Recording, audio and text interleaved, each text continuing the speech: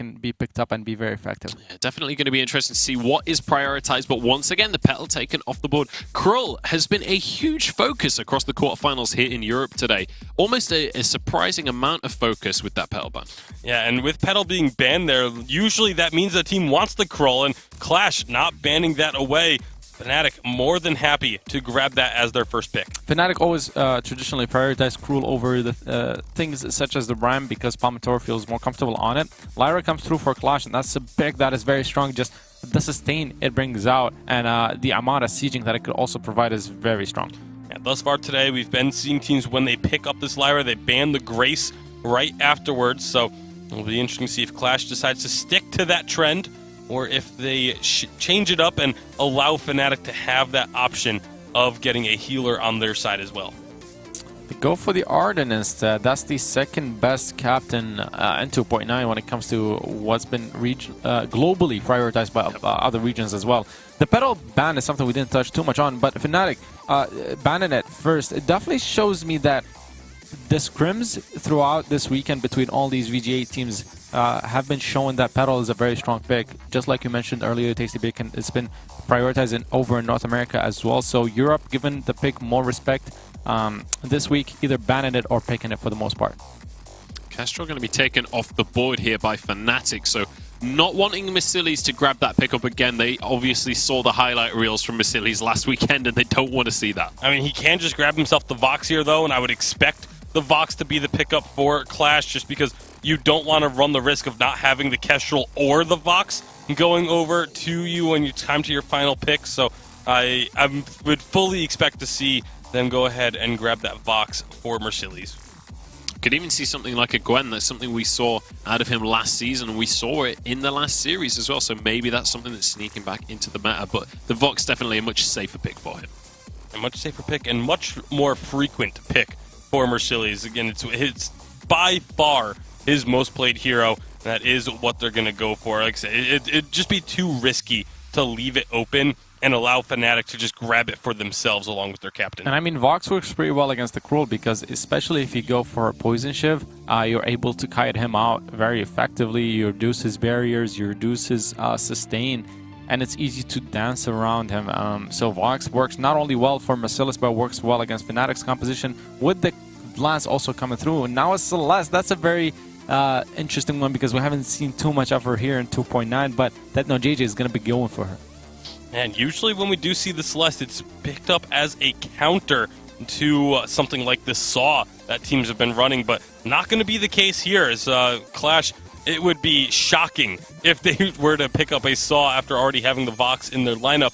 And so just a straight Celeste pick. No frills, no counters that they're trying to focus on there. It's just picking it because they feel like it. Yeah, I mean, it's a composition that we've seen so much of in the past. In 2.8, talking more specifically where you have Protect, the hyper carry kind of thing, and with Celeste having Cruel Lance for her, peeling for her protection should be work very effectively, but they are going up against the Taka at this point, and that's a hero that can dive it very well. Yeah, and I want to talk about that Taka pick because this is not something that typically is Agony's playstyle. When we talk about Agony, you think of things like the Krull and the Samuel, neither of which really fill that same role as Attacker. Yeah, definitely going to be looking to try and make these assassination plays and try and just dive onto the Celeste and just take her out of the fights very quickly, using the Chitin to dodge out from the core collapses and trying to avoid a lot of the stuns that are going to be coming out. Honestly, Qlash have a really good draft to deal with the Celeste on the backline, even though she has a Cruel and a Lance. If they're able to portal in on top of the Celeste at the same time,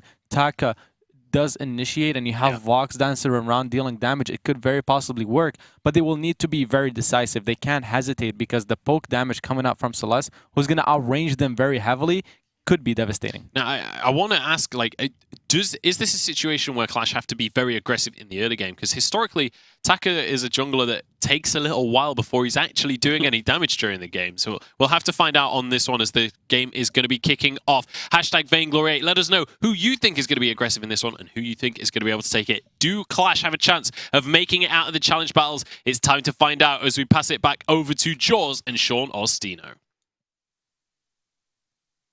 Thank you very much, guys. Time for Qlash to face up against Fnatic to see if they can make it out of that challenge battles position. There's a slim chance here, Sean Ostino, but we'll have to see if they can make it work. Agony on the Taka, though.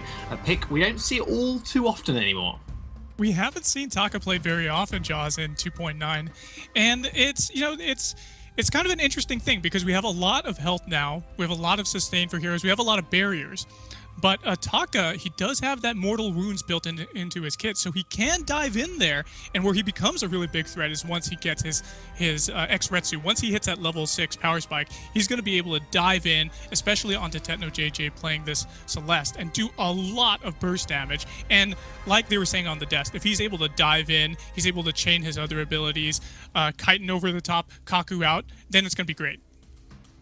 Oh, sneaky. Palmatora and Techno JJ hiding around the Elder Treant, although disowned as well. It's just going to freeze in that bush. Does look like we're going to a pause. There we go. I thought it was just me for a second there, Sean, but we're good. It was just going into a brief pause. Okay, so let's quickly talk about that. Let's expand on that point of this Taka, if he can kind of get to the back line of Techno, because he first has to get past Net Toilette, and then he also has Palmatoro to deal with, who's going to be trying to kill Mercilles. Yeah, exactly. If we have Agony getting on the back lines, that's going to be very, very difficult for Fnatic to deal with. Mercilles, though, if he's able to just kite around the fights and able to dive into, if he can make it to late game as well and get a lot of weapon power items, he's going to be a damage threat in his own. And then if you look at Disown, there's going to be a lot of sustained coming out of Disown, and the Lyra bulwarks are also going to be able to prevent Palmatoro from coming in as well. That's looks like we're just going to reset up draft, it looks like, but well, you guys still got time to talk. It's all right. I've noted everything down, so if people have forgotten the picks, we can talk about them. It's not a problem. Now we've also got this Lyra also, which is going to help them immensely coming into these fights, because you can imagine they're either going to want to go for this kind of portal engage of the Bright Bulwark, the El Clasico of Lyra, or they're going to want to be able to save that Bright Bulwark for disengaging and helping the Vox, because like you said, he's going to be wanting to kite around these fights, just staying out of the way of Cruel. But Fnatic, they've drafted a composition such that if they land one bit of CC, good luck actually being able to get out of literally anything, because you're going to get Githian Ward, Impaled, and then you've got From Hell's Heart, and then you've got Core Collapse. If you hit with one, you're hit with literally everything as well. You're right. It's a lot of CC, and that's what the mobility it takes it. Well, the mobility actually helps Qlash a lot in this case. We do have the Arcane Passage that can get them out defensively if they need to. We have the Bulwarks that can come down, that can prevent a lot of dive from Fnatic. We do have the Kaku that can actually get Taka out of the situations very, very effectively and heal him up as well. But yeah, there is a lot of CC. We have Githian Walls. We have the potential for Echo to be picked up. More likely, we're going to have Echo picked up for Githian Walls to be able to double those Githian Walls, perhaps get 3-man stuns on them. 3-man Impales too would be really detrimental to the side of Qlash.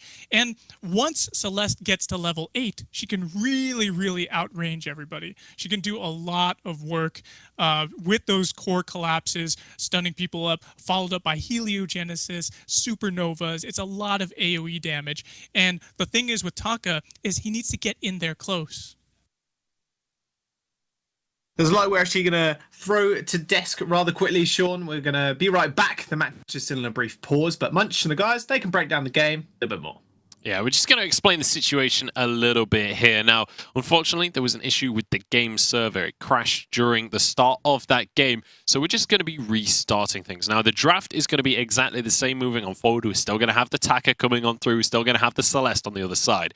However, we are just going to be restarting this one with the same draft and jumping back on into things. So just making sure that we're ready to kick this one off and making sure that we're playing on a fair playing field as well. So exciting stuff going to be coming out on this one. Don't forget that Qlash is relegation life essentially is on the line right here. They are against the ropes, as it were, and they have an opportunity to overtake Dynasty, but they need to make it to the semi-finals. At least they need to make it on into the finals this week. So huge weight on their shoulders coming on up against a team like Fnatic. And Fnatic, a team with a huge reputation behind them. This is a team that has an inconsistent reputation with the last couple of weeks, but historically a team that has been gradually performing over the course of the weeks of the Vainglory8 and over the course of last season as well. So I'm excited to see how Fnatic will perform here today and whether they get to be the gatekeepers here for Qlash. Obviously, if Fnatic can have a phenomenal performance, they will be able to just deny Qlash escaping that challenge battle zone. It's time to get on into the game. Thank you very much for bearing with us, and let's kick off the third quarterfinal as I pass it back to Jaws and Sean Ostino.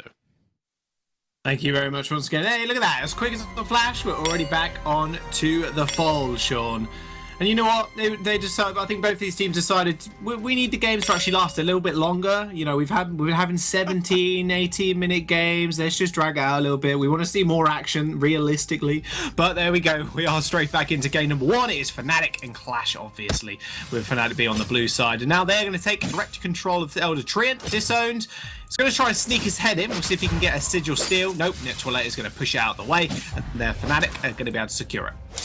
A little too early on that sigil attempt on the steal, but with disowned, something that I actually forgot to mention is we always have the Fountain Crucible argument with Lyris, especially here in 2.9. Now, I would actually recommend, and I would hope that disowned picks up a Crucible, since we've been talking about the CC that could possibly be chained a lot out of Fnatic.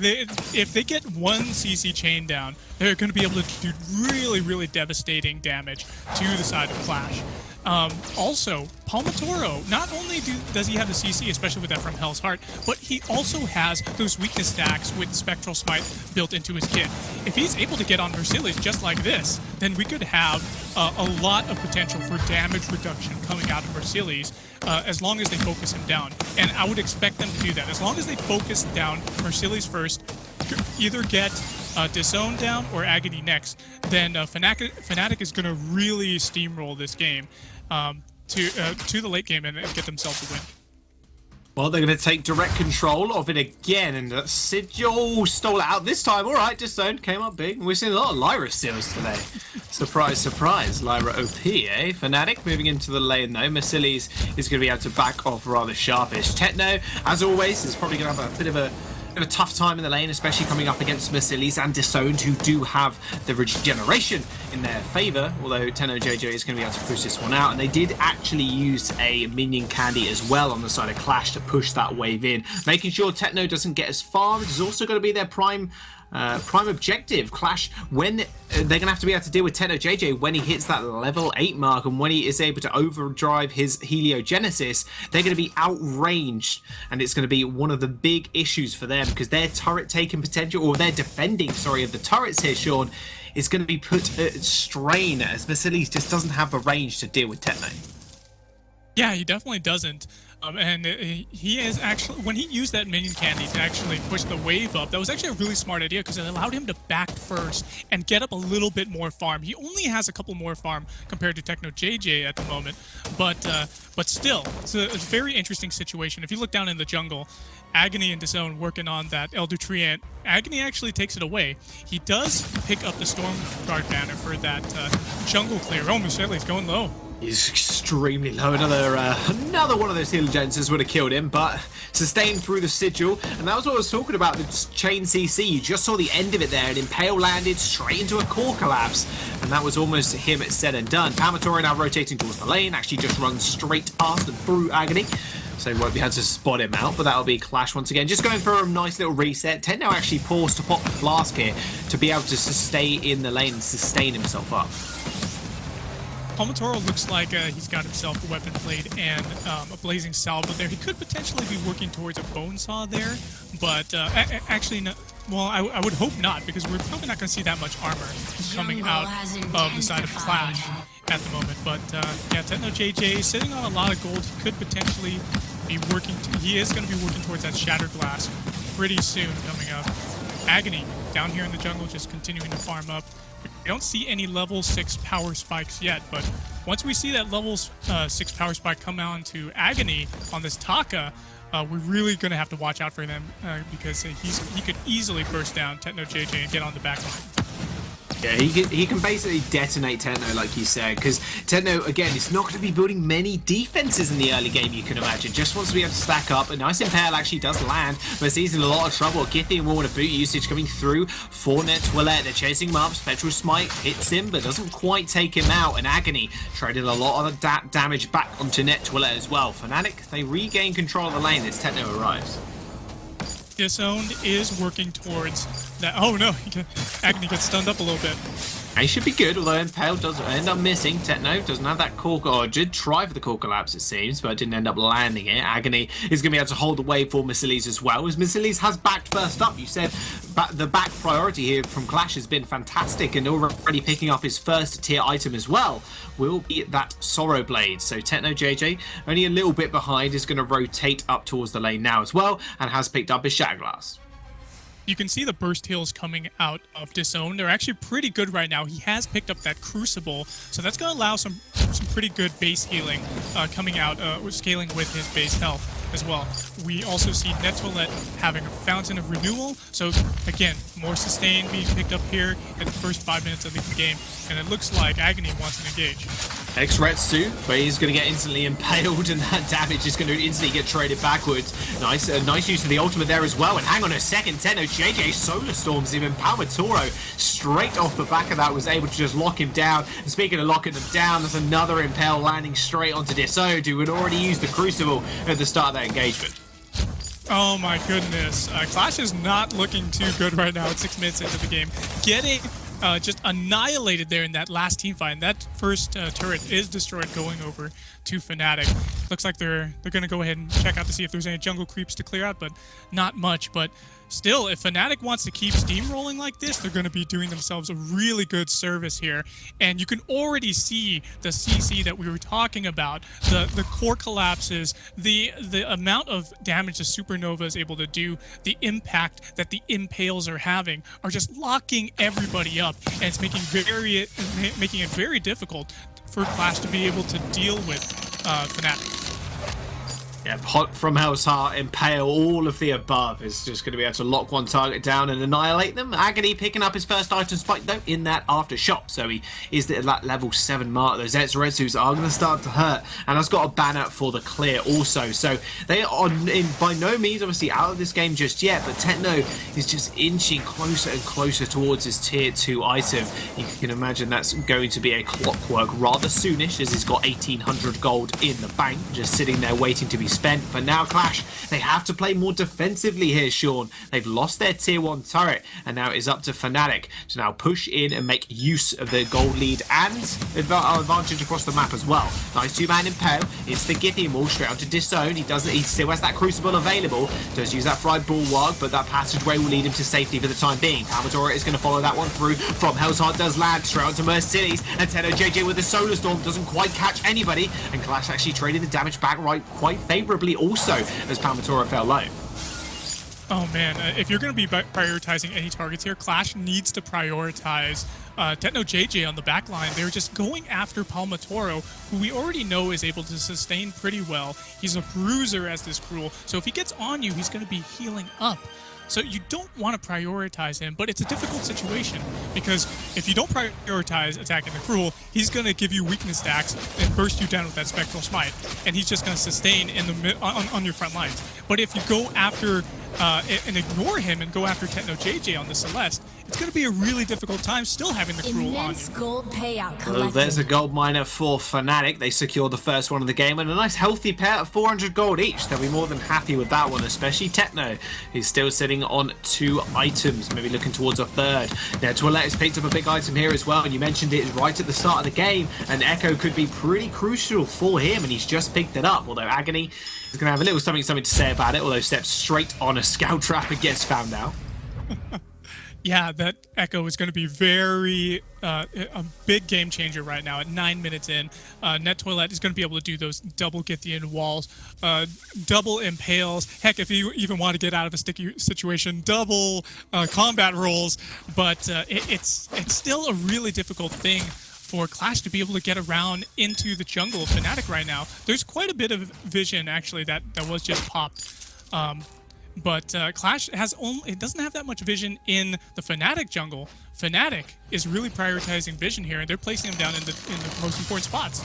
And Agony goes for an engage. X-Retsu onto Palmatoro. X-Retsu straight over the gold miner as well. Thank you very much. Or, sorry, in fact, Kyton over the gold miner. Got a little bit of distance. Fnatic a little bit too scary, you can imagine. Tenno JJ is at level 9 as well. That's an over-driven heliogenesis. That range advantage is going to be there. And the only thing saving them right now is that Impale. It's going to go straight in. Mercedes is going to get locked up. Agony fairly low as well. Wait for it. It hits one, and it hits Palmatoro. So actually, they're going to end up backing off here. Fnatic still willing to play the sustained game, but Dasone has got that one in the bag, hitting Mercedes up to full. Techno JJ does have a clockwork on the Celeste, and that's going to be really good for him. Not only does it have CP damage as well, this update, but it's going to be able to, it actually, it has really good, of course, cooldown reduction. So these heliogenesis are just going to be coming out like every second. It's going to be ridiculous. They're going to be able to throw so many heliogenesis around that if anybody steps anywhere from the side of Qlash, they're going to get blown up by those supernovas, Jaws. Things are looking pretty good for Fnatic right now. A 2,000 gold lead, it's not insurmountable. 1,500 actually. But we could still see this game go anywhere. Net Toilet recalling straight in front of Mercedes, by the way.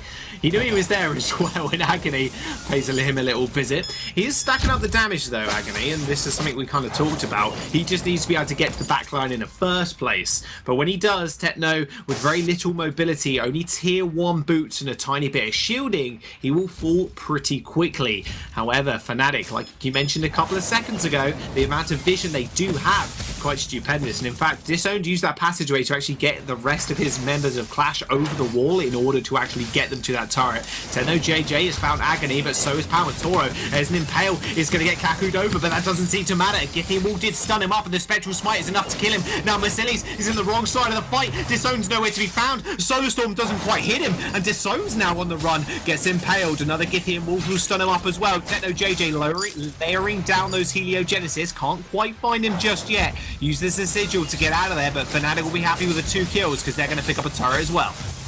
Fnatic really good positioning out of that last team fight there, Jaws. They actually had Palmatoro wait in the bush just above the lane, and once the members of Qlash were actually pushed a little bit more forward, that's where he flanked them from behind.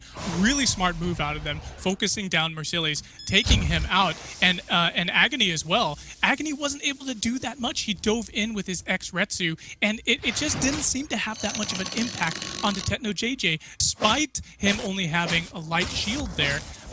Imagine if he builds into an Aegis, then it's just going to be mitigating a lot of the damage that's coming out from this Taka. Fnatic now pushing their gold lead also. 12 minutes in, 4k gold lead in their back pocket. Surprised we haven't seen another turret down. I'm not going to lie to you, Sean. We're up to that point now. 2 more minutes, and that'll be on par or on average the amount of destroyed tier 3 turrets we've had in the series today.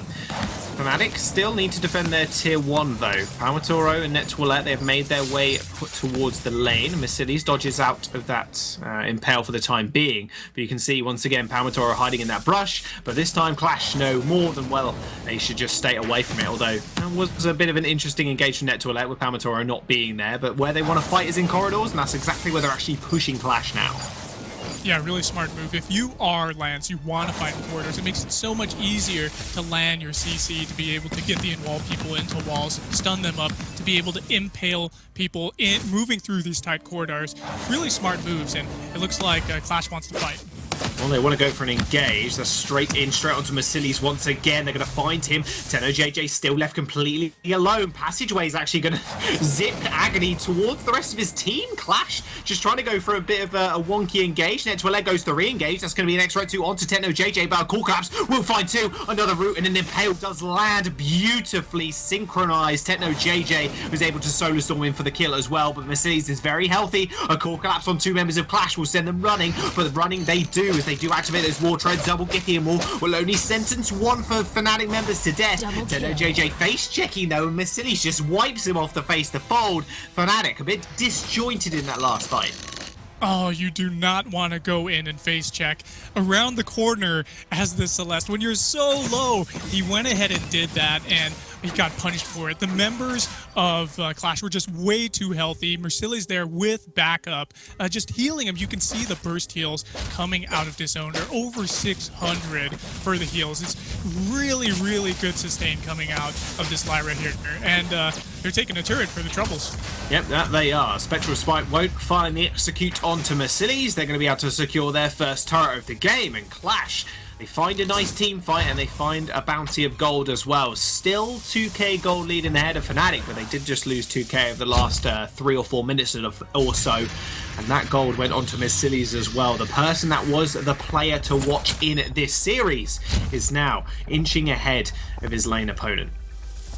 Kraken is on the board now, so the next team fight is probably going to determine who gets the Kraken jaws.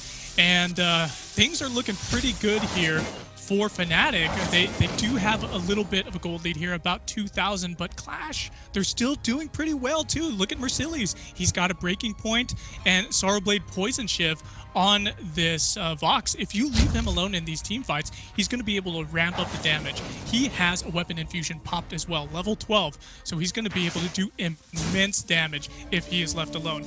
They need to be able to use their chain their CC from the side of Fnatic and just burst down these targets. If they take out Agony, they need to be able to focus Mercilli's right away. If they take out Mercilli's, vice versa. They've got to be able to take out Agony because there's just too much of a threat coming out of Mercilli's here on this weapon powered box.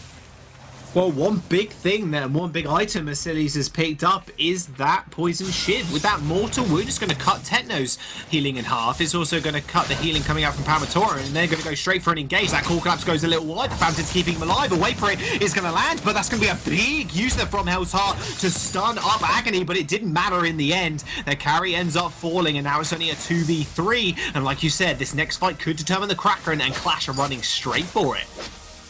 Yeah, really well done. Good target focus coming out of Qlash. Really focusing on TennoJJ on the back line, and he was just so far back there, even under turrets. And Mercilli's, putting the amount of damage he is, was just able to get to him.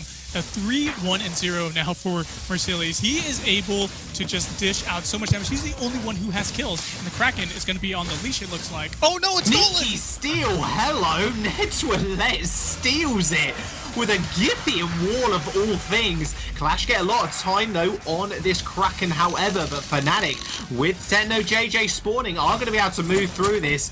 What was that? 2 steals today, mind you, we've had. I'm chalking that one up. What was that, Net2LA? A beautiful impale, and that I think that's the second impale steal we've seen from a Lance. It's just looking so good right now. The CC that's coming out of Net2LA is just amazing. What a god, and that's exactly what Fnatic needed to do to turn this game around. This choke point turret is being taken down. Yeah, too easy for the range advantage of TennoJJ. That's going to be a nice little barrel roll from Net2LA. Let's try and find an engagement. And the X-Retsu onto the Kraken to try and do as much damage as possible. And Impale does land on 2. So does the from Hell's Heart. Double Impale, in fact. And a massive wait for it come through from the Vox. But it wasn't quite enough to start the fight or disengage from the fight. Agony still trying to take out that Kraken, going very low. Nice Impale onto Mercilli's once again. Core Collapse lines up and a Solar Storm will ripple through them. But it's not quite enough damage to kill them. But they secure a turret in the process. Oh my goodness, such a great team fight. You know, started with that Kraken steal out of Fnatic. Really good push. They've taken down all but 1 crystal turret remaining. Oh, but Agony still wants more. Yeah, they won the fight this. Netwillet going extremely low, and Agony is going to be able to kill him with the help of Mercilles. Tenno, JJ, and Palmatoro still trying to run away, and X-Retsu will find him. Pops an infusion as well, mind you, on the way. That's some fast shopping. I wish I was that quick in the shops, in all honesty. Agony is going to be able to chase him up. That's a beautiful core collapse from Mercilles. Ends up blocking it with the reflex block. Crystal Century taken by Qlash here as well. We'll see what they can get off the rest of it also. What a swing back and forth, Jaws. Qlash punishing Netwillet and the rest of the team by having them stay too long. Now they were on the run, and once you have Netwillet taken out, he's not able to peel effectively because he's dead, right? You're not able to have Tetno JJ be protected, even though he was bootsing away down there in the jungle. The movement speed. Palmatoro! Oh no! He gets it! Oh, okay. I didn't think it was going to get it, but the last Spectral Smite stack at the end there manages to secure it. Palmatoro risks his own life, but they end up securing the last turret on the map for Qlash. Oh, really well done by Palmatoro. He's got a 30-second death timer, but taking out that last crystal turret was really smart because now there's a backdoor situation for Fnatic to be able to get in there, and now we've got to see a lot of vision coming out from Disowned. Just put scout traps everywhere. Interesting pickup. He does actually have a null wave gauntlet, so he could be mitigating the effectiveness of that echo that's on Netwillet. Palmatoro, bit of a hero right now, wants to make sure Qlash cannot get over those challenge battle positions. Now, Qlash, they're still in the game, mind you. The gold lead has completely collapsed also. It's only about a couple of hundred swinging each way. Now Fnatic are moving in. That Kraken is up and available yet again to both teams. And if Fnatic secure it, that could very well be the end of the game. But if Qlash secure it, they've still got to chew through 4 turrets before they can actually look at hitting the crystal.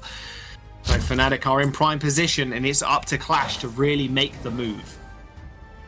Yeah, it's up to them to make the move. They've got vision down right at the foot of the Kraken, and everybody's just throwing out flares right now. This is a really delicate situation for Qlash. Getting one game against them could mean that Fnatic is going to have a lot of momentum, and it would be so difficult for Qlash to get out of the challenge zone. Qlash going in for the engage though. X-Retsu on the back line, and that's no JJ left completely alone. Agony still trying to find the kill. The Impale doesn't quite land, but meanwhile Palmatoro is just beating Mercilles to death. A Wave Throw will come out and silence 3 members, and now this spread out team fight has ended up. Fnatic just reconvening in the back lines. Maybe going for a little reset here. Now Mercilles is caught on the wrong side of the rock. Ends up going down to the Spectral Smite. A nice stun onto Agony as well from the Githian. Will land there to let a kill. That'll be Disowned now running away for Qlash, but this very well could be the end of the game. 40-second death timers coming through, and Fnatic are going to look to end. Yeah, Fnatic are just going to easily march into the base now after winning that last team fight. They did what they needed to do. They focused down Agony, focused down Mercilles. Despite the messiness that was happening down there in the jungle, it was just a really good decision-making for them to keep fighting. And it was Netwillet, I must say. His Impales and Githian all stealing that Kraken just secured them their first game against Qlash. What a fantastic game out of him. Mercilles was definitely the player to watch on the side of Qlash, but Netwillet showed up in this game. Yeah, he sure did. Those echoes were just amazing. Not only did you see double Githian walls, but you saw double Impales. And when you don't have walls to work with around you to stun people up, dropping 2 Impales on already rooted targets was a smart move, and we just saw that coming out time and time again out of Netwillet. Well, Agony couldn't make the attacker work this time around. We'll see what Qlash want to draft in game number 2, but for the moment, we'll throw it over to the analysts, and they can break down the game even further. What a messy way to start our first quarterfinal right there. 7-6 final scoreline and an incredibly back-and-forth game. Fnatic take it in the end, but Qlash did not let that game go without a fight. And I mean, definitely fighting tooth and nail. And the fact that these skirmishes were so back and forth individually as well. Yeah, and this is one of those games where the scoreboard doesn't really reflect the full story of this game, because while, yes, the fights were very back and forth, in terms of the objective play, Fnatic was ahead of this game the entire time. It never really felt like Qlash had a footing in terms of, getting closer to an actual victory, where they were still able to team fight pretty well, but they were never really able to get anything off of them. Yeah, the Taka pick didn't really work for Qlash there. I mean, it did a couple of good things, and it was able to dive onto the Celeste and burst her down in some cases, but overall, especially once an Aegis was picked up by Celeste, it became too hard to execute on him. Yeah, and that's something we mentioned at the start, was that it's not really a pick that we know Agony for. It didn't really work out in this first game of the series. But let's take a look at some of our replays, and we started off with Qlash actually doing a decent job during the early game. After going 4-0 down, they managed to grab themselves a double kill. Yeah, and again, the fact that they were down 4-0 and still willing to fight, still able to find damage. Mercedes did a great job this game, finished with a scoreline of 6-2. And if you were to say there's a game that has 13 total kills and one player is 6-2, you would expect that to be on the winning side of things, but unfortunately just wasn't able to do enough on his own to be able to get the team fully back into this game. And that was an unfortunate one there, because it was all about fog of war in that replay as well. But let's take a look at the next clip, as it was Fnatic starting to get a hold of things. And this was a steal that came from NetToilet. Right, and it was Qlash going for the Kraken. The steal with the Kithian wall. NetToilet, what a clutch play, because Qlash, after winning a team fight, after getting a kill, I believe, onto S2W4, they went for the Kraken to try and secure it, push down the lane with it, and get some objectives, get some turrets. But what a clutch play. And the bulwark placed a little too late, allowed Lance to get close enough to Kithian wall the Kraken and steal it. Very clutch. Absolutely. And then after that Kraken steal, the Kraken pushes up, takes a couple of turrets for itself.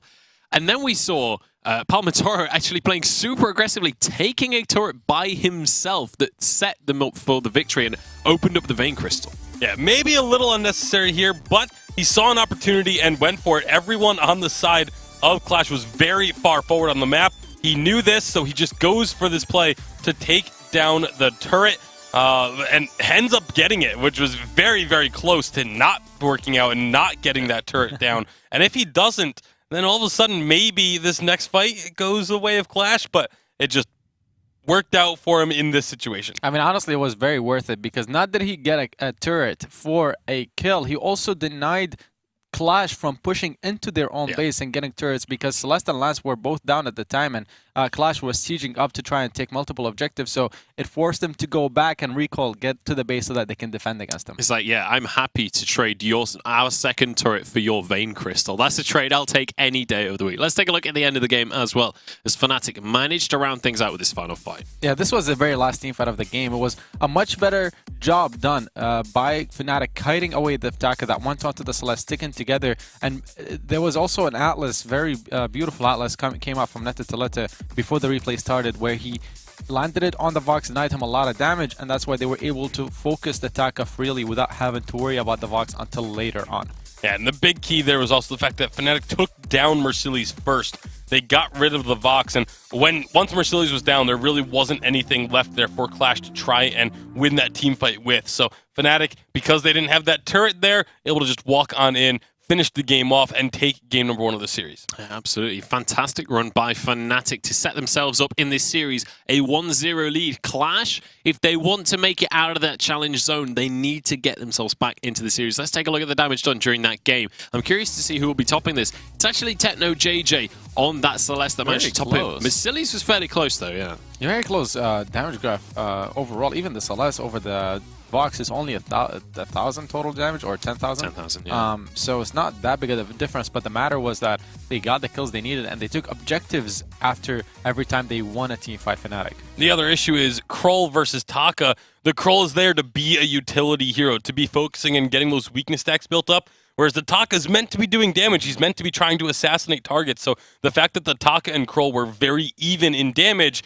just kind of emphasizes the point we were making about the Taka not really able to have an impact this game. It was also the build. He went for an Aftershock into a Shatterglass, didn't go for a Dragon's Eye, which I agree with, but he didn't have any piercing. So once the shielding came through onto Fnatic, his damage was not as high as it could have been, perhaps if he had went for Broken Myth instead. Yeah, it couldn't really finish off those targets. But now it's time to start to talk about the draft for game number 2 in this series. And we need to figure out whether or not Qlash can make it back on in. Obviously, focusing on that Taka in the first draft. I'm curious to see where they go with this one. Krull and Blackfeather have been banned off the table. That leaves things like Rhyme available for a first pick. Yeah, Rhyme is open, but Qlash, they may still go for a captain. This is a team that has generally been very focused on getting those captains early in the draft throughout this season. And so with Lyra and Arden and all those powerful picks still available, I could see them going for that. Yeah, I wouldn't be surprised if they do pick up the Rhyme, though. As I was just about to say, just because Agony, you mentioned it earlier, Munchables, he's a very strong Rhyme pick. He's known for it, and with it, especially since Cruel is banned as well, he can play very aggressive. So Fnatic gonna need to have a good pick for Palmator to be able to play against it in the early game. See what Palmator will go for into that Rhyme. Obviously, things like the Petal still available, but typically that Rhyme, with the amount of AoE he does okay against things like a Petal. We'll have to see where Palmator wants to take this one. We could see something like a Koshka coming through as well. Palmator has been known to play that. Petal is locked in, though. And the Petal, again, the flexibility of it, I would actually almost expect, because it's the Rhyme, for this Petal to go up into the lane and be a weapon Petal, because you don't want to be relying on your Munions when you're up against the Rhyme, because those Winter Spires can just take them out immediately. If he just puts a Winter Spire in front of himself, there goes your Munions, there goes all of your damage. So I am anticipating the weapon Petal, but you do see Palmator, he has played it quite a bit this season. And with the Autumn ban coming through, Fnatic is most likely going to pick up the Lyra second rotation, I hope at least, because she's a really strong pick. If Qlash does not ban it, otherwise they would go for the last, which is a hero they prioritize almost every game just because of how well Netitelete does play it. For Qlash, they still have a Kestrel open as well, so they could go for that carry later on. Yeah, can still go for that Kestrel, can still go for things like the Vox as well. Lyra will be banned away, so denying extra captain's lance. As you mentioned before, still available for NetToilet if that's what they want to go with, if they want to pick their captain. Or they could go for a priority pick on the carry. Obviously, things like Kestrel are picks that we've seen prioritized and taken blind into a matchup. Yeah, you could go for it, but I think because they have this Petal that they can still flex, I would expect to see their captain pick come through here. Saving themselves a counter pick and leaving some question marks for Qlash to try and answer for themselves. It's going to be a Catherine, though, instead of the Lance, so that's a little bit surprising to me. Just in this, you expect Lance because of the fact that Fnatic has played it so much, but Catherine can work against the Rhyme. You know, if she stands on a Winter Spire with the Storm Guard up, it does a lot of reflected damage back to the team, and can also provide stuns, which then prevent Rhyme from being able to get more fortified health. I'm surprised that Qlash actually still picked up the Kestrel, just because I was going to say one of the reasons why Catherine is so appealing there for Fnatic is because going up against the Kestrel, she does very well, and that could have denied the pick. However, Qlash does go for the Kestrel and the Churnwalker. Fnatic could still combine the Catherine with the Baptiste. I think that could be the reason why they went for it, and play Petal, weapon power in lane. We'll have to see how this one's going to pan out. Churnwalker coming on through for Qlash, but it's not exactly against a melee composition. We've typically seen that do well in these bruiser-based games, but with a Petal going on into the jungle and Vox going into the lane, maybe it can work out for them. We'll have to find out. How are we feeling about these two compositions? Obviously, Rhyme versus Petal in the jungle. How does that one pan out? Because, you know, typically when there's AoE, Petal doesn't do so hot, but melee heroes obviously don't do well into Petal either. No, they don't. And Petal, if she manages to keep her distance away from the Rhyme, she can do very well against them in the matchup. But if Rhyme at any point manages to get on top of her and surprises her with an ambush, perhaps playing around the vision, then he can easily win the matchup. So it's a matter of who outsmarts the other. Yeah, and speaking of the outsmarting, there's also the fact of, you know, Rhyme, normally you're trying to get those Winter Spires onto your opponent, but there is a opportunity for him to just put a Winter Spire essentially on top of himself, just to try and clear those Munions out as quickly as possible and render this Petal like to have almost no damage at that point. Yeah, honestly, I'm looking at the Churnwalker though, because like you mentioned, it generally does not do well versus ranged compositions, and especially since Fnatic flexed the Petal into jungle and picked up the Vox, they're going to be going up against double range heroes. But at the same time, because since they have a Kestrel who does outrange the Vox, they still have opportunities to win the game, especially comes mid-game once Kestrel starts ramping up where her items. So it's all about execution, really. Absolutely. And I mean, Churnwalker and Kestrel can be a terrifying combo. That damage share, when you've got Glimmer Shots raining out, can tear people apart. Hashtag Vainglory8. Let us know who you think is going to take this one. Can Qlash even things up in this series, or is this going to be a Fnatic 2-0? It's time to pass it back to Jaws and Sean Ostino to find out for sure. Thanks, guys, once again. And Fnatic, here we go. Game number 2. Can they turn this one into a 2-0 like we've seen all throughout today? Sean Ostino now. One thing I want to touch on in this composition specifically before we get into anything is this Churn Walker and how he's actually going to have impact with this Ryan, because you torment somebody, again, the layering of CC Fnatic have, hey, guess what? Qlash have that too. If they can land a big trespass, that's going to be one dead petal. That's very true, Jaws. And it looks like they're taking an advantage early and working on this Elder Treant. It gets stolen away by Net2Let, though. What are these captain steals today? Honestly, just a Mercer's Pursuit in there. We've had 2 Sigil steals. We even had a Kraken steal by Net2Let earlier today as well. And King are securing objectives. You're absolutely right.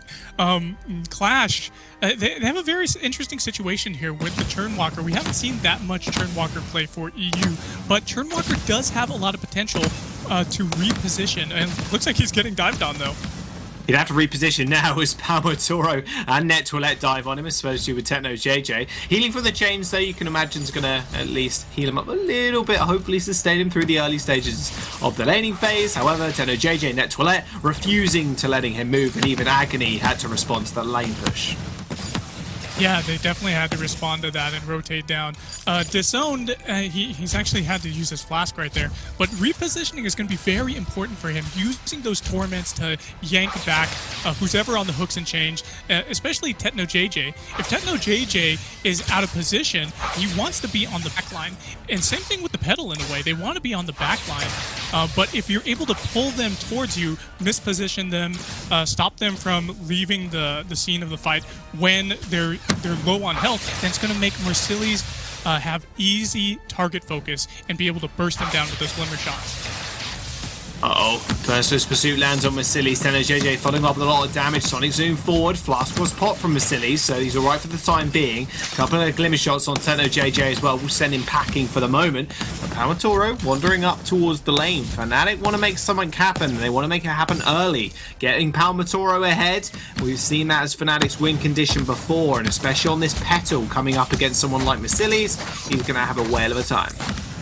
Yeah, he's going to have an easy time. It's going to be easier to find out Mercilli's when he does reposition with his active camos, especially when the Munions are on him. So it's going to be a really interesting positioning game that's going to be going on between Mercilli's and Palmotoro.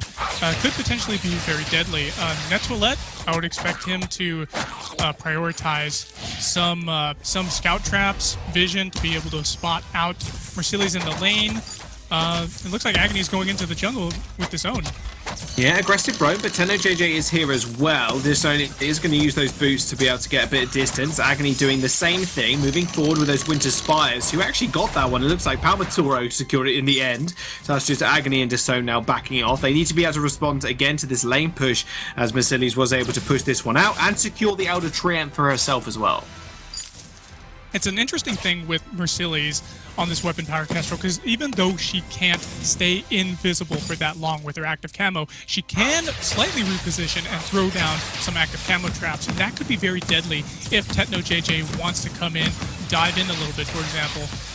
It could be a very devastating stun. Speaking of that, they are just going to siege up this turret. Mercilli's fairly low, has 2 weapon blades versus Techno JJ's poison shiv, so they're going to be able to take this one out rather quickly, although a sonic zoom backwards will not help him as the Trespa or the Torment even pulls him back in. Agony is coming through with the flank. He finds Net2Let with the root. This could be first blood going over to Qlash. It is, and it's going to be secured by Agony. Oh, good first blood right there. Net2Let, see, that's the thing. He wants to be able to be on the front lines, so he can just protect the carries, protect Techno JJ in this case.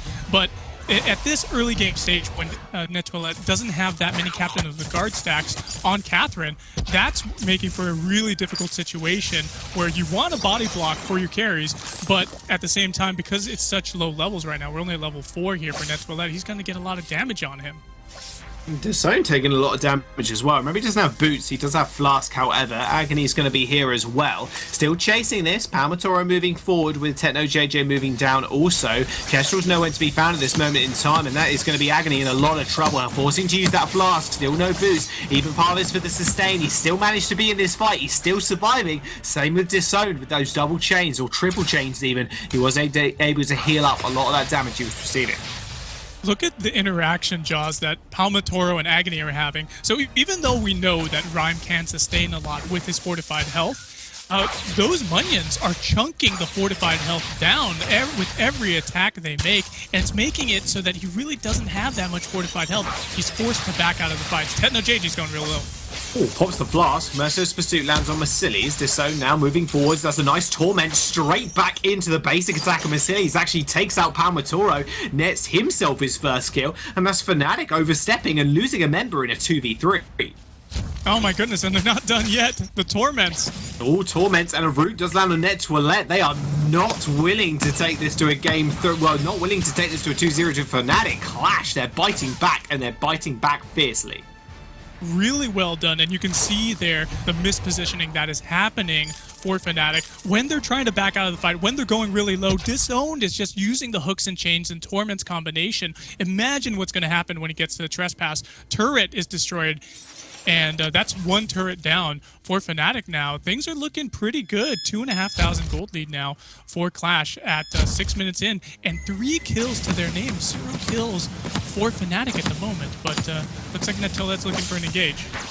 Yep, does find a Merciless Pursuit on Mercedes again. Palmatoro is here, activates those Minions. Another wait for it will land, but it would only land on one member, that is Disown. They're just more concentrated now, taking that turret, and they managed to secure it as well. Agony moving forward, has got Valkyrie. Does he want to use it? That's the question. Not quite yet, it seems. One shot, one kill will go a little bit wide with a hook on Net Toilette. Went back inwards, but that Storm Shield will suck up a lot of that damage, and in fact, Valkyrie was used in the end, but Agony just missing it, clipping Net Toilette, not getting much off it at all.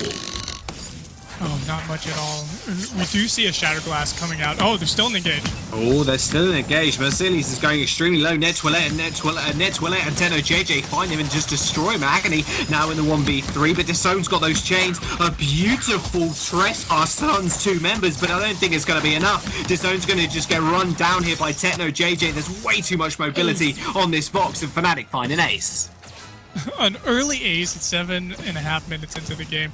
Really well done by Fnatic, just pushing back just when you thought the fight was going in the favor of Qlash right there. And the advantages with the objectives being taken off the board, we're at 4-4 now, and this gold miner is going over to Fnatic, and that's going to put them closing that gap right now, and the gold is almost evened up.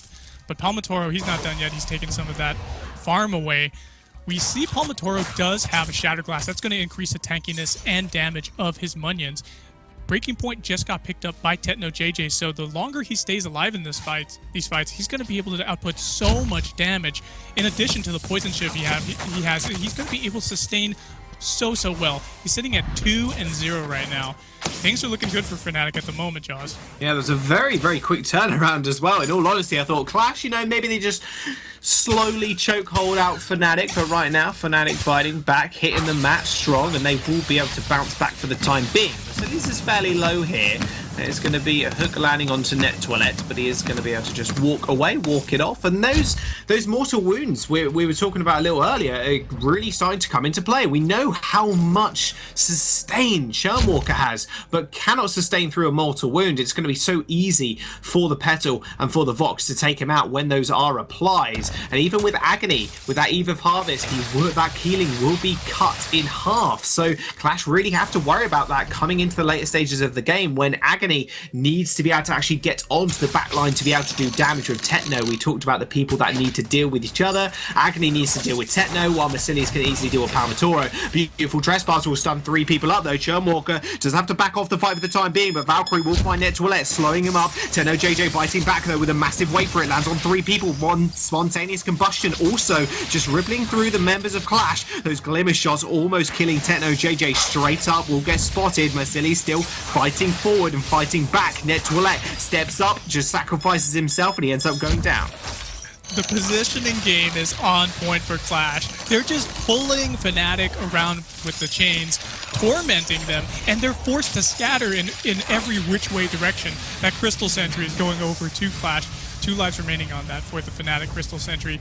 Oh man, and I almost forgot about Mercilli's here, Jaws. Look at what he's building. He's got Sorrow Blade, Tyrant's Monocle. He's working towards another Tyrant's Monocle here. The damage that he's outputting just because he is staying alive in these fights is just absurd. And he was able to chunk down the members of Fnatic so well during that last team fight. And that's where the positioning is coming in. If Disowned is able to hook and chain people, not only is he getting healing, but he's also conferring damage onto the other members when they're getting hit. 30% damage conferred, and imagine the 30% of these glimmer shots going onto the other members of Fnatic. That's just ridiculous. Only slightly, especially if he gets that double monocle on board. You hit him one target, it hits all three, and you're like, where's the whole of the team's health gone? There's no splash damage on these glimmer shots. Oh wait, yes there is, because we got disowned.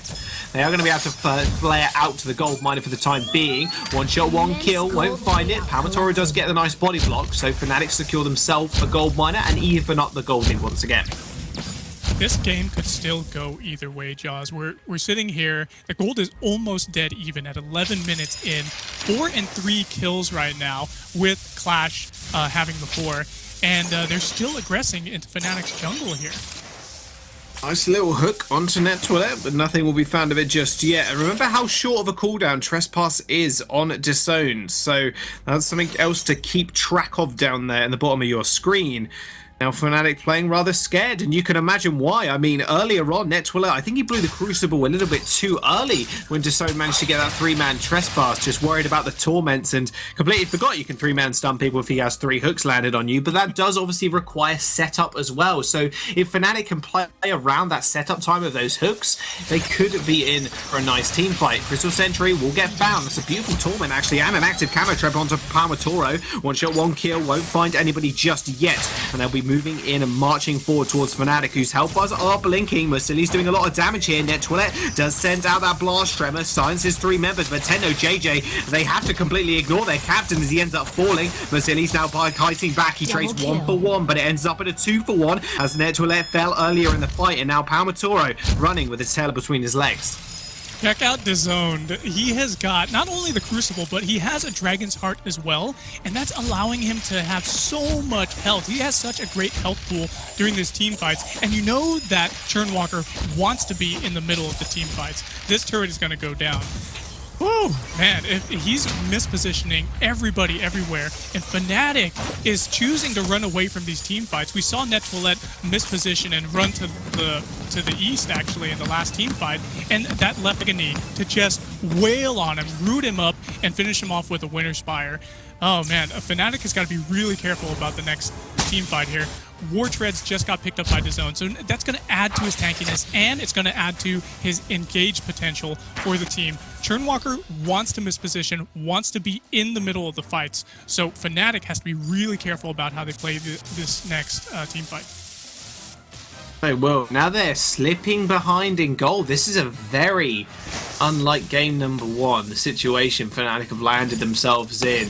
It looks so good for them, and it wasn't the quickest game we've seen all evening, but still Fnatic really hammering home the point that they are not a team to mess with. But Qlash now, they're biting back, and remember, they do have to win this series in order to try and avoid that challenge battle spot. Gold miner is going to be contested over, not going to get quite stolen by Palmatoro. Crucible comes out from Net2Toilet as they try and kite back now. Trespass not available from Disowned, was blocked, and now TechnoJJ sending out the way for it, hitting Mercilli's, but Techno also repositioned with the Torment. They're going to go for a re-engage with the Blast Tremor. Net2Toilet finds the stun onto Agony, but he's going to block it up, and a beautiful Valkyrie will send him to the mists. That'll be TechnoJJ now, and Palmatoro just kiting back. A 1-shot, 1-kill did land on Palmatoro, so he's very low as well. Are they going to chase it up or focus the Crystal Sentry? Looks like they're going to focus the Crystal Sentry and eliminate it. This is really looking like Qlash's game. The more these fights go on, you can see the glimmer shots, the damage is just coming out of them, Jaws. They're being pulled in by the Torments because they think they're going to be able to get out and egress from the fight, but they're not able to. Palmatoro, TechnoJJ, they're getting bursted down with over 700 weapon power damage that's coming onto them from these glimmer shots. Mercilli's has a double Tyrant's Monocle, Tornado Trigger, and Sorrow Blade build right now. He is just really dishing out the damage. And Techno JJ needs to be able to stay alive in these fights. He needs to stay healthy, but Netwillet is going down so quickly, there's no captain to soak up the damage for and protect the members of Fnatic. He's got a sustain, but he actually needs to be able to hit a few basic attacks in order to actually get the sustain off the Poison Shiv, and that's the problem. And even this breaking point, he needs to survive long enough, and that's just not what's happening. This Kestrel is just destroying the front line, now picking up her 4th offensive item in that tornado trigger, even with an infusion. This is the classic Kestrel build we see, and when it's ahead it's great, but when it's behind it really does kind of suck. But right now she's ahead, and that's exactly where she needs to be. She's 5-2, although her son does land. Netwillet pushing forwards, and that will be Qlash actually popping the war treads to keep themselves out of danger for the time being.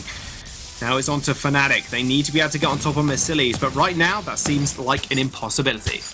It's a really difficult situation here because you have Disown and Agony frontlining for the members of Qlash. For Mercillies, really, they're just protecting him. Protecting the carry in this composition is the best thing that you can do, because then the damage output out of Mercillies is just astronomical. I'm going to be interested to see what the damage numbers are going to be when we head over to the desk, because it's probably going to be pretty high up there for Mercillies. There's the wait for it, and a Blast Tremor laid on top of each other, so that's a big silence. Trespass comes out, it's going to hit Tendo, and he drops like a sack of potatoes. That'll be Fnatic losing 1 pound with Tori now on the front line. This is going to be Qlash just cleaning up the fight. Netwillet just gets pulled back in with the Torment, a Winter Spire to slow him down, and that'll be Qlash with the ace. Oh my goodness. The ace at 16.5 minutes in. Kraken is on the board. Death timers are pretty high right now. So we should see Qlash go ahead and turn their attention over to the Kraken. Really smart move to separate a little bit, make sure that ace minion wave actually destroys that choke point turret. So that means they only have 2 crystal turrets remaining to get through and push this to a game 3. If Qlash actually wins this game, there's the Kraken on the leash for them, then they still have the potential to get out of the challenge zone and at least match the points between them and the team above them, which I'm not sure who that is at the moment, but yeah, it's going to be great. Close Go series, you can see it there through the grit of their teeth. Fnatic, they now have to deal with that Kraken that is marching down the lane, and Qlash are in an extremely good position. And this Churnwalker pick, every time I see it picked up, it seems not uncounterable, but the trespasses you can get off, or you can just the amount of frontline you can provide and the sustain through those hooks just seems absolutely unmeasurable. And now Fnatic are going to have to deal with this situation that they've landed themselves in.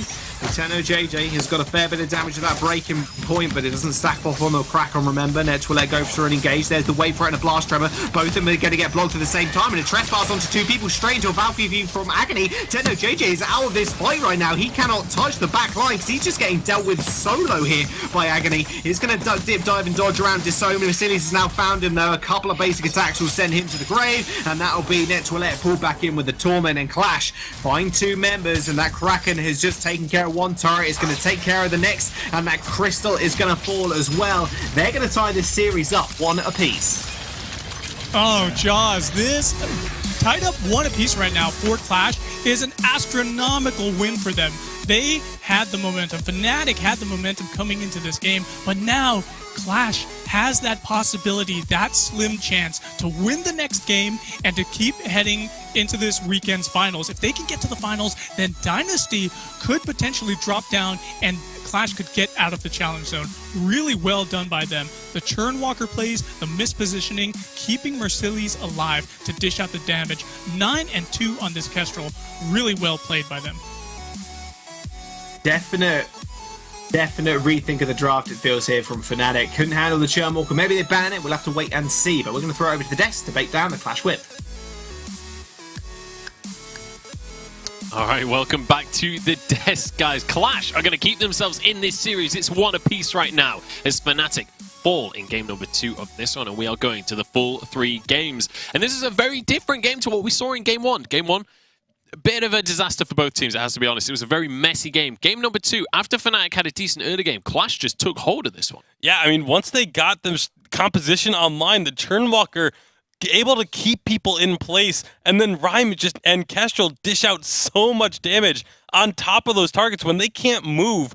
if you can't escape a Rhyme, you are just going to be falling over and over and over again. And that's exactly what just happened. And with that win, Clash's hopes are still alive to get out of the challenger zone. Yeah. Very long shot, but they are still alive. First win for them in the series. I mean, it was incredibly well done job well done by Agony once he got the Rhyme. We talked about how important of a hero that is for Agony, and he showed up big on it. And how important he is in his team as well. How important it is that he does a good job during these games. Let's take a look at our first replay. This was when Fnatic were looking strong during the game around 7 minutes. Yeah, and then Fnatic, it felt like they were going to be able to get back in this because Qlash had started off very strong, and this fight, Fnatic is able to pick off Mercilli's, and that was one of the keys. Mercilli's was doing a lot of work with this Kestrel, and once they got that Kestrel down to 3-on-2, the numbers game just became too much for Qlash to handle in this fight, and you could see Fnatic able to chase them down, get that ace, and that was when you started to think, okay, Fnatic, they, a little bit of a shaky start there, but they got it back under control. They're going to be able to take over once again and be able to dominate in terms of the objective focus and that sort of gameplay, but it just never really happened. Yeah, absolutely. It felt like even off the back of that fight, they couldn't take much in the way of objectives, and Qlash managed to find themselves pulling back through into this game. That was the last fight that Fnatic managed to win. And then around 16 minutes, this was another ace for Qlash. Yeah, Vox got deleted right there. He ended up on the front line for a little bit, and he got locked down by the CC coming out from Qlash, and the Kestrel just bursted him down. And then once he's down, it's a 3v2 at that point. Yeah. They moved on to Petal, were able to close out the kill. Kestrel's damage is so crazy in general, and then when you have a Tron Walker who's performing so well, you're going to see it in the next team fights as well. He was able to chain and hook multiple targets in multiple team fights, and then trespass, locking them down for Kestrel to focus down. It was just beautiful play. Yeah, it's what we talked about before as well. When you've got that Kestrel Churnwalker combo, the damage share is terrifying to deal with. And we saw that most of the fights ended up looking this way. And we can take a look at the final fight of the game as well, which was Qlash just kind of finishing this one off as a formality at this stage. Yeah, again, keeping targets locked down. TechnoJJ was barely able to do anything in this fight because he's constantly getting rooted, stunned, rooted again, and then more stuns coming through. It was just so much crowd control onto him that he didn't get much done. He got up to 13 stacks on the breaking point, but most of those stacks were built up on the Churnwalker, who's already incredibly tanky and durable because of his heroic perk. So the damage numbers just weren't there. I think when we see the damage graph, I anticipate seeing the Petal damage being minuscule in comparison to what Rhyme and Kestrel were able to put out. And in fact, we have that damage graph to take a look at now, so we can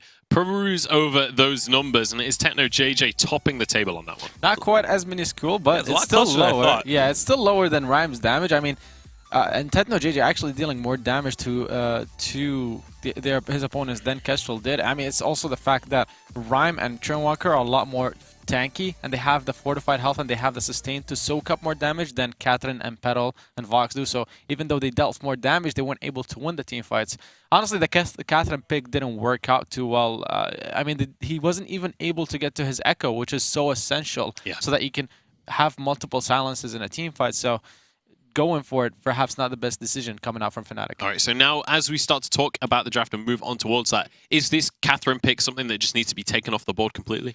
Very likely will be just ignored in this one. I mean, there's much better picks for Fnatic in this situation. You know, the Lance is a great pickup for them. I think they really just went for that because it's a known counter to Kestrel, and they knew that Kestrel was going to be available. I think they take the Kestrel off the board, maybe look at the Rhyme ban as well, and once you do that, then Fnatic should have a much better time going into game number 3. There's also the fact that Churnwalker keeps going under the radar. I mean, I expected teams to stop picking it a lot more often, but not in this one. They don't want to go up against it. I mean, it really showed up huge last game for Qlash. It's a very strong pick, especially when combined with things that either have a lot of AoE damage or have a lot of burst damage, such as the Kestrel that they had on their side. So Fnatic this time respecting it and first banning it. And Qlash taking the Krull away. So now, is the side of Fnatic going to go for the Rhyme or the Black Feather? Those are the top 2 picks that you normally see banned away, but because of the previous games in the series, the bans are a little bit different than usual. So Black Feather for Fnatic, you kind of expect Qlash to answer with a Rhyme, otherwise it will be banned on the second rotation. So Blackfeather in general, I really dislike giving it over to your opponents, but honestly, with the performance that Fnatic has shown so far, whether it's going to go to Tendo JJ or whether it's going to go to Palmatoro, I don't expect either one to just steamroll Qlash with that pick. So perhaps not the worst decision to take out the Cruel, which is something a lot more comfortable for Palmatoro. Yeah, it'll be interesting to see where these next couple picks are going to go, because obviously the Rhyme ban is still a very real possibility. Qlash likely to ban away, I was going to say Arden or Grace. Fnatic, I expect either the Rhyme or the Kestrel. It is going to be the Rhyme. So now Qlash, they can grab themselves the Kestrel here and have that big range advantage to go against the members of Fnatic, because Fnatic likely to look for another brawler with this Blackfeather. Yeah, another brawler could be most likely what they go for. I mean, we talked about Catherine, perhaps ignored in this draft.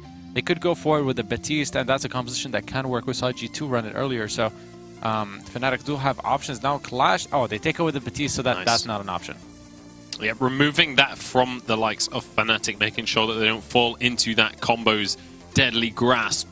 Now Fnatic have to decide which captain and which jungler or carry they want to go with. They still have a lot of mobility in this draft. Something we haven't seen in this series so far is Alpha, which has been typically a very strong jungler, but we've yet to really see it between these two teams. Yeah, I don't know if we're going to see it here, because there is the Baptiste Lyra on the other side already, and they have Blackfeather, so likely not to be the selection for Fnatic, but they still have the Grace, there's still the Lance, and I would expect Lance to be a pick here for Fnatic. But it is going to be the Grace instead. They want that healing to go along with the dive that Blackfeather brings to the table. And so now the question is, do you go for that another melee hero even into the Baptiste, or do you stick with something that is ranged? We'll find out here. They could go for an Alpha or a Reza if they want to go towards a brawling triple melee composition. And if not, they could go for something like a Samuel. Petal is still open. CP Petal does well against Baptiste. At the same time as she works well with a dive, but she's not a melee character herself, so you can play her around. Instead, they're going to go for the CP Blackfeather, flex him into the jungle, and then pick up the Kestrel in lane. And that's a strong composition. Yeah, just going straight for the power picks. Yeah, honestly. I mean, it's also taking it away from Qlash too, making sure that Qlash doesn't get the Kestrel with their composition. Now you expect Qlash to then answer with a Vox just based on their previous picks. Yeah, I mean, if they go for a Vox, I don't think that would work the best for them. Again, the Kestrel, the reason why she's so strong here is because going up against a Lyra and a Baptiste, both heroes are very squishy. Neither one of them can frontline her Glimmer shots. So she has a lot of range to just get up to her crit items and then start hitting those Glimmer shots. As long as she keeps her distance, she can easily win the team fights for her team. And you got to wonder where they're going to go. They are going to stick with the Vox. You know, you said it may not be the best pick for them. In this situation, if you take away the team names, it's not the best pick. But because it's Qlash and because it's Mercillies, it becomes the best pick available to them, because that is just his best carry after the Kestrel. Yeah, I really like the draft coming out here for Fnatic. You know, despite the Vox, I agree with you, it's the best thing for Mercillies, but in the scenarios, it doesn't work very well. And as long as Fnatic keep their distance, as I mentioned, they have a CP Blackfeather as well, who once he reaches his level 8, his on point, has an increased range, and they can just play from afar, keep Baptiste at bay and keep Vox at bay. So Fnatic coming out of this one very strong in my opinion. Yeah, this is one of those situations that we've talked about a lot about Qlash, is that hero pool for Mercillies is oftentimes a crutch for them, and that's exactly what we see here. It's a pick that is not optimal for what they're going up against, but because that's where their comfort lies, they have to go for it. All right, so how are we expecting this one to pan out then?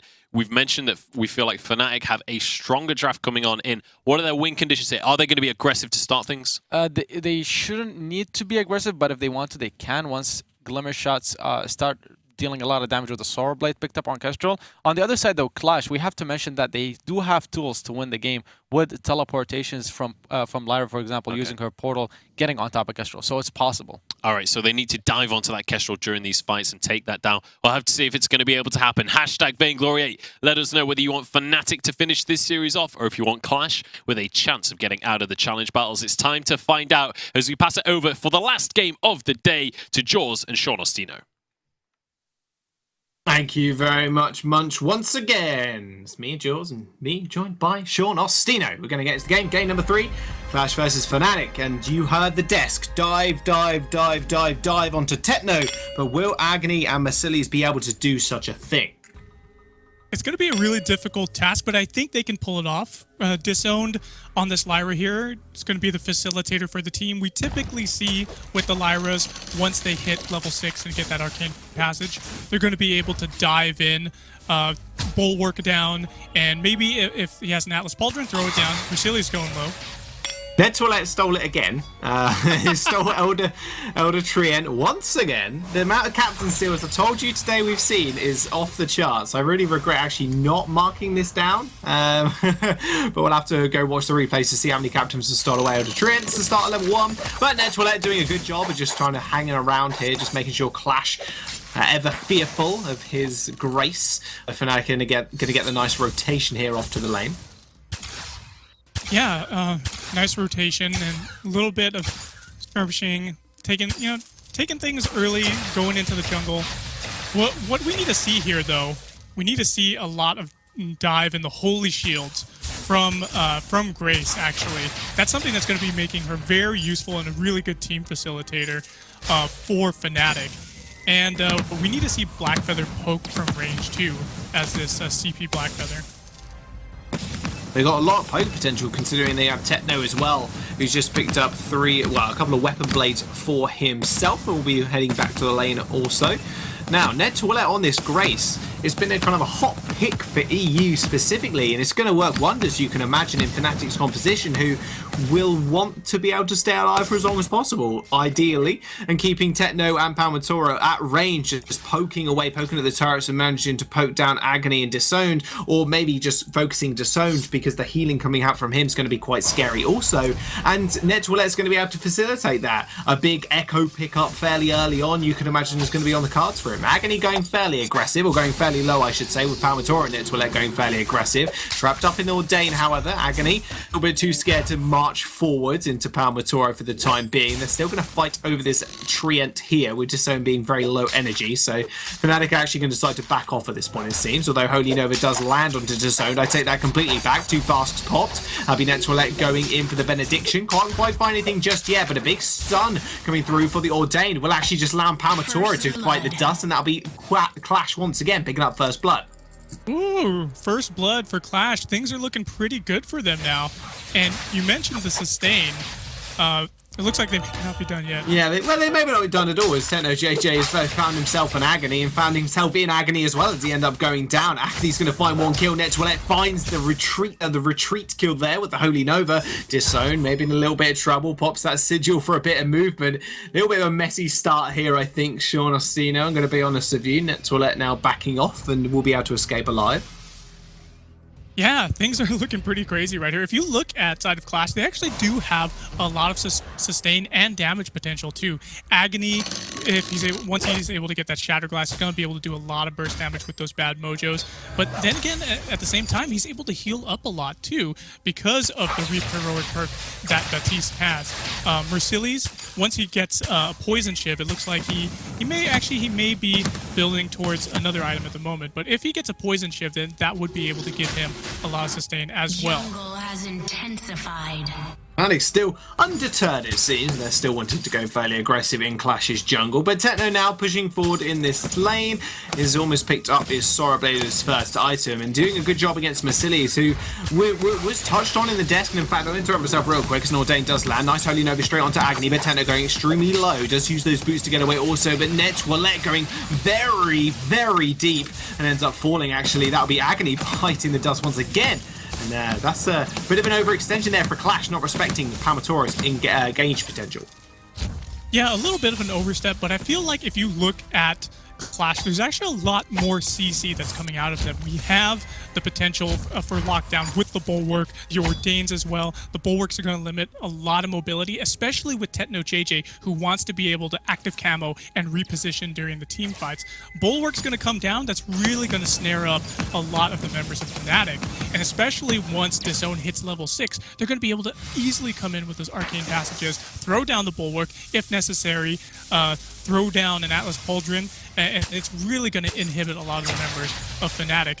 And Nettoilette doesn't have too many CC items in his kit. He only has the Holy Shield, which is going to be damage reduction, but that's not necessarily going to be the best thing, especially when we see Mercilles, who needs to stay alive longer in the fights to just ramp up damage with a breaking point that could be coming out of him.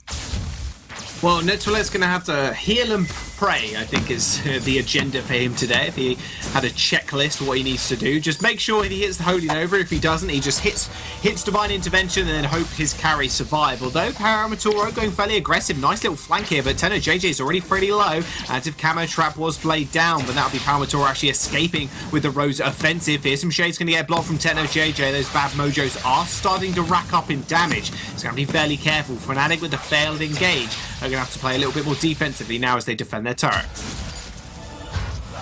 Yeah, and it looks like the Ordain's down, so they're not giving up yet. Oh no, they're not. Masili's taking a lot of damage from that turret. A couple of glimmer shots did send his way as well from Tenno JJ. And in fact, a one-shot, one-kill will be sent down the lane, only hitting Disown for the time being. Yeah, a Disown body block, and that really smart move by him to protect Mercilles. He was pretty low on health, but this turret is being sieged up pretty well by Qlash, and it's got a lot of chunk damage on it, down to probably about 10% health. Yeah, two small fights happening at once. Agony did steal that away from Paramatoro. The rest of Fnatic are going to go for this engagement here. Holy Nova's going to find the stun. Tenno JJ with raining down glimmer shots. They are going to be able to find the kill on the overextended Agony, and now Qlash lose a member and lose priority up in that lane. Shatterglass picked up by Agony, and speaking of Agony, in that last team fight, he did get out of position and was actually found out by Fnatic. Really smart rotation down to take him out. And I was actually saying earlier, there's not a lot of CC coming out of Fnatic. Well, you know what? The Holy Novas are pretty good CC if you can catch someone out of position. Stunning them up in 1 second makes a big difference if they're egressing from a team fight. So you can easily have the rest of Fnatic burst that enemy down. Well, they can, like you mentioned a minute ago. Not too much CC, but that small window can open up Paramatoro to get a couple of shots down. However, Mercilles pushing in this lane. He's got Sorrowblade, he's got the Poison Shiv, so he is an item technically ahead of Paramatoro here. Benediction in, and that turret is extremely low, so they will have to defend it with their lives, but the poke coming out from those on point and those glimmer shots sends Disowned back. Doesn't want to mess with that anymore, and Fnatic regain control. However, like I mentioned a second ago, the healing and the sustain is going to come out from him, so he hasn't got to worry all too much. Interesting interaction and actually interesting item pickup from Palmatoro. The Aftershock as a first item is something we typically don't see on CP Black Feathers, but he does have a lot of other CP power. He's falling on the Heavy Prism and the Crystal Bit to make up for the lack of CP power that Aftershock gives him. So it's not too bad, and it still allows for him to do that extra lifesteal as well. Yeah, he's going to go for an engagement here. That Sigil is going to heal up Mercilles, and actually they're going to go on the aggression here as well. Divine Intervention to keep Paramatoro alive for the time being. Again, another 2v3 by Qlash, and they do send Fnatic pretty low. Now, that is something we normally see from the Asian regions, the Aftershock on the Black Feather. So seeing it picked up here is pretty interesting. Just shows they're watching and paying attention. Wait for it will come out, and actually only silencing the turret for the time being, as much as you can silence machinery. They're going to go in. Agony finds the bad mojo on Tenno JJ. That's got a beautiful fountain straight up to that Holy Nova, and that sends Agony back to base. He is 1-4 right now. Mercilles now stepping up to the plate, and Tenno JJ and Paramatoro are just going to be able to cut him down. Qlash with a massive overstep here. Massive committal will end up paying for it by two members falling, and could lose this turret in the process as well. Yeah, really smart rotations and moves actually coming out of Fnatic there. There he goes. Taken out, Disowned, gonna have to respawn at base. Oh, but Palmatoro is going so low. That turret is taken out now, and we have 4 turrets apiece remaining for both Qlash and Fnatic. So a little bit of back and forth here, Jaws. War Treads picked up by Disowned. Smart move. They're going to be able to engage and disengage a lot more effectively now. And at the same time, that's going to up the base health of Lyra. So Lyra can actually input a lot more base healing coming out of those Imperial Sigils. Goldmine started up. Can Netwillet find the Miracle Steel again? They know where she is. It comes through. It doesn't quite get it, although Holy Nova was very close to securing it. I think Agony threw out a bad mojo at the last second there and got it with the animation. 1-shot, 1-kill. Did get body blocked as well by Qlash. They know more than well enough to actually body block those and be scared of them, at least from face. Now Fnatic are just going to be able to clear out the rest of their jungle, but a nice little gold boon there for Qlash actually sends them near enough even now with Fnatic. Yeah, they're pretty much dead even now, despite the kills that have been going on between these two teams. We have Fnatic sitting at 6 kills right now to 2 kills for Qlash. Dragon's Eye actually got picked up by Palmatoro as I was speaking, and that's going to allow him, if he continues to stay in the fights, to really ramp up the damage. They're going to go for a small fight here with Batiste maybe roaming round for a small engage, and that's already Palmatoro sent really low. Mercilli's and Disowned are really controlling this lane. 2v3, they don't really mind all too much, Sean. They just rather they fight, because right now they're kind of fighting for their lives. They want to get out of those challenge battles positions, and if they win this game, they have a much better chance to.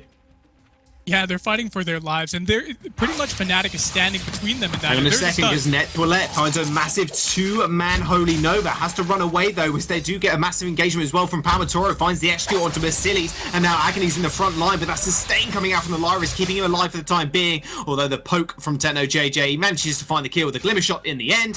11 minutes on the clock. No Crystal, no Kraken on the board yet available for them, so they're just going to satisfy with some of Qlash's jungle. But look at the zone there, trying to steal that. He does do it again. Another captain steal, just like what we've been talking about all day. Really sneaky and smart move for Disown to wait in that bush and just deny them that little bit extra of farm from that mid-tree end. But you can see there, going back to the team fight, where Palmatoro was actually doing so much work. He's sitting at 3-1 right now with his KDA. And his Dragon's Eye and his Aftershock, with Crystal Bit in his pocket, are actually doing so much work with allowing him to get those extra barriers he needs and a lot of poke damage coming out of his own points.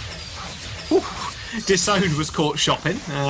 Does end up taking half his health, though. A couple of players will spot out the rest of Fnatic, and that'll be Qlash, you can imagine, just backing off for the time being. Remember, Fnatic's strengths are in their poke, and if they are able to just chunk down and whittle away at the health bars of Qlash and even the energy bar as well of Disowned, they're going to be in a better situation if they do want to go for this full-on engage, or if an Agony and Disowned decide they want to engage as well. Now, War Tread's really quickly picked up here from Disowned as well to get them in and out of the fights. Obviously, we're not seeing a Crucible like we normally see from a Lyra, more opting for this large, chunky, health-orientated build in order to get the maximum use out of the sigils.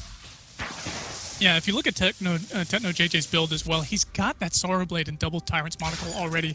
That's a lot of burst damage that's going to be coming out of this Kestrel. So they've really got to prioritize getting him down if they're able to get on the back lines. But it's a really tall task for Disown to be able to coordinate with his team at the moment, especially when he's getting focused down and poked out Palmatoro like this. Yeah, if the healer's healing up the rest of the party, you want to focus down the healer first and then eliminate that as a possibility, and that's exactly what they have been doing. Big item spike here for Net2Let is going to pick up that Echo now, so double Divine Intervention is a real possibility. Techno just continually poking at down Disowned. There's a Benediction from Net2Let, and Qlash running a bit scared here. They are going to move up into this triangle bush here, and Fnatic are just going to satisfy themselves with maybe a bit of a gold miner, as Qlash are going to look for an engage. Well, are going to look to even poke their heads in. This could be a fight opening up or breaking out rather soon, but again, the poke from TechnoJJ with the double monocles, like you mentioned, is way too much, it seems, for Qlash to handle. Yeah, 605 weapon power damage, and it looks like they're not done yet. No, they are not. A way through will come out, though, and Agony over the wall could use that fearsome shade to rout Techno. Techno's in the front line at this moment in time. Disowned going to charge on through. Goldminer has not gone on just yet. We'll see if the captain can end up stealing it. We won't know until it happens. Net2Let taking the brunt of the Goldminer's damage for the time being, and that'll be secured by Qlash. So Fnatic start it, and Qlash steal it. Wow, really good facilitation and actually patience coming out of Disown to stay there near the gold miner and just to give that little bit of posturing and presence. Throwing down that sigil actually gave them a really good opportunity to get more chunk damage on the gold miner, and Mercilli's ended up taking it away. That's what they need here right now. They need to keep the gold even or even snowball the gold so that Qlash can remain alive in VG8 and not get into the Challenger Series. On the ropes, although Fnatic, they're not letting them go easy. 15 minutes on the board now, Sean. 30k to 29. Very close game. Can turn about at any one moment you could imagine, especially with Agony starting to scale up. He took most of the brunt force in the early game. He's 1-5 right now with one of the kills on his team. has got clockwork and he's got a lot of defense as well, and he has to be able to use that fearsome shade to stop Fnatic going for these engagements. So speaking of engagements, DAZN taking a fair bit of damage or using that sigil to back out alive. Fnatic showing their dominance, and dominance as a VG8 team as well. We kind of know them as Ye Olde Faithful, and one of the teams that don't necessarily start off the split the strongest, but they really come in at the end and show you really what they're made of. Yeah, they really can. And it looks like the portal is coming in. Maybe not the most opportune use of the portal to dive onto Fnatic, but they went in there nonetheless. And we do see Crucible now available for DAZN, so he could be able to block out some of those Holy Novas if they do come in. But other than that, there's really not too much to block, but that is going to help with the base health and the healing ratio for DAZN on those Imperial Sigils. But it's still a really tough thing that DAZN has to prioritize. Do you heal yourself? Do you waste energy on yourself? You use it for vision like he's using right now? And the Kraken is being worked on by Fnatic. They could be taking it without much of a contest. You say worked on, it's actually just being deleted. Mercedes is stepping up though, wait for it will come out, but it's going to get secured by a glimmer shot from TechnoJJ. There was a big engagement. Mercedes actually walks into an active camo trap. There's the Ordain, lands on Techno, but that Phantom will heal him up for the time being. Divine Intervention just keeps Palmator alive. In fact, a double one comes through, and Mercedes now marching forwards. Those mortal wounds are really starting to rack up, and a Holy Nova will sentence him to death. Qlash, the entirety of the rest of his team just backed off, and he was right in the front line ready to fight. No, you've got to be able to have your members following up with you, and DAZN's getting deleted. Yeah, he's going to get deleted, and so is Agony if he's not careful. Although the Crystal Sentry comes in clutch and does manage to help secure the kill on Palmatoro, but Fnatic just have to deal with Agony, just try and bait him in, because that Kraken is working on the turret. Yeah, and the Kraken is so healthy right now, Jaws. It's going to be able to probably get up to the choke point turret. The death timers are a little bit low now, so I don't think they'll be able to take it down I don't think they'll be able to go much further into the base with this push. But things are looking really good for Fnatic right now, and they've just got to regroup here. Once they come in, they've just got to clean up their play a little bit. 10-3 right now for the side of Fnatic, with the gold almost dead even. It's just been such a back and forth game here with stealing camps, stealing objectives away, especially for Qlash with some of the gold miner steals they've had. It's been pretty impressive. And Qlash, they're on the ropes now, just like you said earlier. They've really got to put in 100% into this next team fight, and that one-shot, one-kill prevents a backboard. He tried. That was the... He did manage to do it well, in the end at least. Yep, I mean, that's the situation that they're in now in Qlash. They need to be able to make sure they can facilitate Mercedes in these fights, but right now, Agony's dropping so quickly. We've even got a Bonesaw coming out from TechnoJJ as well to drop some of the armor off of Qlash. Fnatic, they are in control of this game. Maybe game 2 was a little bit of a blip for them, because this looks like the Fnatic we all know and love. Yeah, it definitely does. And there's a lot of posturing, a lot of flares being thrown out right now. They really need to win this next team fight if Qlash is going to do anything, is going to continue in this weekend and get out of the challenge zone. But here, look at the builds we have right now. We have Agony prioritizing, obviously, his CP damage and cooldown reduction. But we also have a Aegis picked up by him as well. So that's going to allow him to mitigate a lot of the CP burst damage that's coming out of Palmatoro. But if Palmatoro can get his Dragon's Eye stacks up and just continuously do damage, that's going to be a lot of CP damage that's still going to go through. Mercedes has his breaking point. If he's able to sustain in these team fights, he's going to be able to make a difference, and here it goes.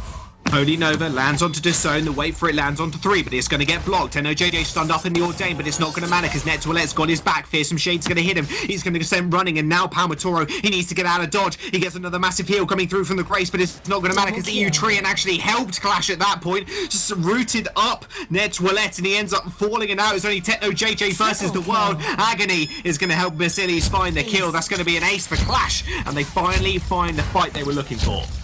I think the caster blessing just came through, Jaws, because right when we were saying Mercedes needs to stay alive and keep pushing out the damage, he's at 4-3 right now on his kills and deaths. This is amazing. He's been dying so many times, but now they were able to get the ace, one turret, they're going to take down the choke point turret, and things are looking really good for them now. We have Agony starting up the Kraken. If the timers are still up, they could take this and get a really good push into Fnatic's base. They got to body block that one-shot, one-kill, but this is a very big possibility now for Qlash. Remember, they need to win this game to secure the series, to have a chance to get out of that challenge battle position. One-shot, one-kill gets tanked up by Mercilli's. That Kraken's going to go over, and he's going to go over to Qlash.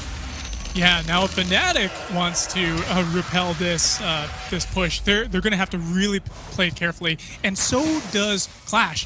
We've seen so many teams get over-aggressive when they take the Kraken, and it looks like Qlash is going aggressive right now, but they've got to be able to play around the Kraken. They've got to be able to play it low and slow for the remainder of this push, because if Fnatic catches them out, then it's going to be a really difficult situation for them. There's only 3 turrets remaining on their side as well. Even in the turret front, Agony stacking up the passive so he can hit the big bad mojos from over the wall. And now Techno's JJ, they do have to be scared of him because they've got a lot of poke. That was what Fnatic composition was good at. Ordain does come out. Techno JJ is going to block it for the time being. Qlash playing low and slow like you said. A double active camo trap doesn't find anybody, but Palmatoro find the Rose offensive onto Mercilli's in the back line. Away for it, strikes Netwillet. The heel still going to go through onto Palmatoro. That Kraken still marching on the base. Mercilli's focusing perfectly. Turret is destroyed. That's 2 on the board. There's 1 more between that and the crystal. Agony taking a fair bit of damage. A fearsome shade scares Netwillet and Techno JJ. Another divine intervention will heal up the Black Feather for the time being, but Mercilli seems untouchable in this fight. 15 breaking point stacks, and now he is just ripping through Fnatic. They're going to find the next turret, and now Netwillet and Techno JJ is them versus 3 members of Qlash. Agony going extremely low, but I think this is going to be it. They're going to be able to cut, dip, duck, dive, and dodge, and Qlash end up finding the game. They find the series, and they are not out of the challenge battle spot just yet. Woohoo! Qlash keeping their dreams alive.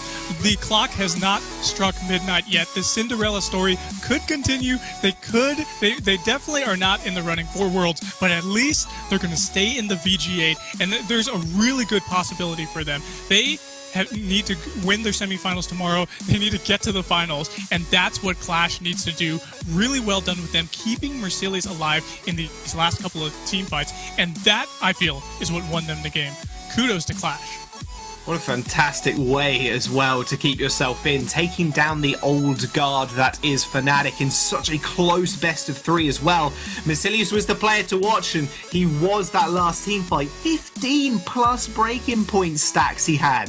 There was no stopping that guy, just destroying Palmatoro. The armor, it was nothing to him at that point. Very well played. In Qlash, like you said, they find themselves still in it, but they still have to get through to day number 2. Well, they still have to get through day number 2 first. But we're going to throw it over to the desk one last time, and they're going to break down this Qlash victory once more. Qlash have done it 2-1 in the end over Fnatic, which means they are going to move on to our semi-finals, and they keep their hopes alive. They could still avoid relegation over in the Challenge Battles, but we'll have to wait.